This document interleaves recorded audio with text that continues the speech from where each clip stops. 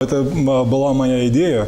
Она родилась в январе этого года, когда я был в Голландии, и уже бывший министр иностранных дел, нынешний первый вице-председатель Европейской комиссии, господин Тиммерманс, сказал, почему бы вам не поступить так же, как мы делали это в свое время. Нет, не в Голландии, это было там слишком давно, там уже это укоренилось.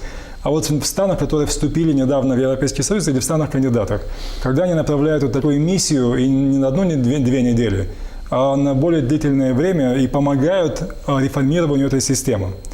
Мы не пойдем по косовскому сценарию, вот там решения принимают иностранные судьи. Нет, к счастью для нас, мы все-таки находимся в другом положении с точки зрения нашего общего развития, политической системы и так дальше.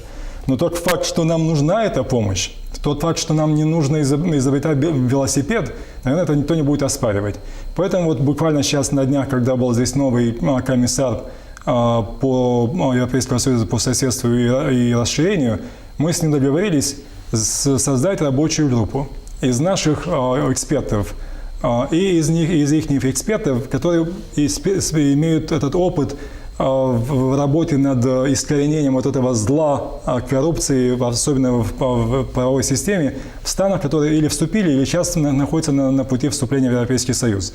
И я уверен, что мы сделаем и найдем оптимальную формулу, чтобы, безусловно, никто не претендует на независимость наших судей. Это совершенно основополагающий элемент юриспруденции. Но в то же время им нужно помочь.